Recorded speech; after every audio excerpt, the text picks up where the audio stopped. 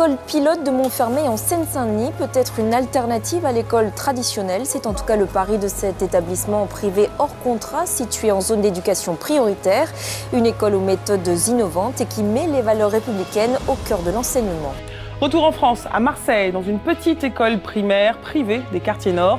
L'ambition des enseignants est de lutter contre l'échec scolaire en s'appuyant notamment sur la laïcité. Espérance banlieue, Harry Roselmack et Éric Mestralet, c'est un nouveau modèle d'école pour lutter contre l'échec scolaire et les tensions communautaires. On retiendra l'ouverture du cours La Passerelle à Pierre-Bénite dans la banlieue lyonnaise. Le cours La Boussole, c'est l'une des 8 écoles de la Fondation Espérance Banlieue implantée en France. Pour l'instant, l'objectif est entièrement rempli puisque ma fille se plaît dans cette nouvelle école.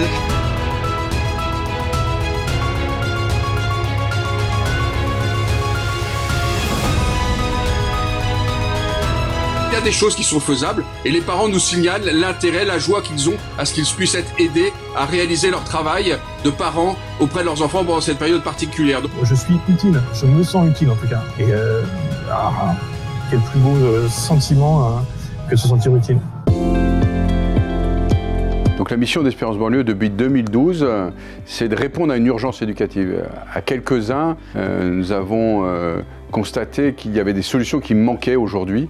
Et dans une démarche très entrepreneuriale, nous sommes mobilisés sur un certain nombre de territoires pour essayer de répondre à cette urgence éducative en créant des écoles pour le plus en amont possible, donner la possibilité à cette jeunesse de pouvoir se projeter positivement dans la société française. On sait que dès le début de sa scolarité, un élève des quartiers a entendu 30 millions de mots de moins que des enfants de quartiers plus favorisés, que plus de la moitié des élèves n'ont pas la moyenne aux épreuves écrites du brevet. On ne peut pas rester les bras croisés. Notre fondation est dans sa vocation avec un projet qui peut avoir un impact systémique. Et Espérance Banlieue, dans la réalité, ça permet à des jeunes de découvrir ce que c'est que l'école et d'aimer l'école.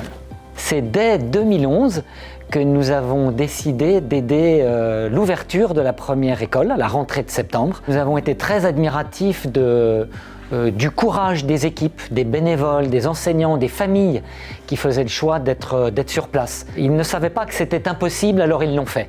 Alors j'aurais voulu ajouter quelque chose, mais c'était plus visuel qu'oral.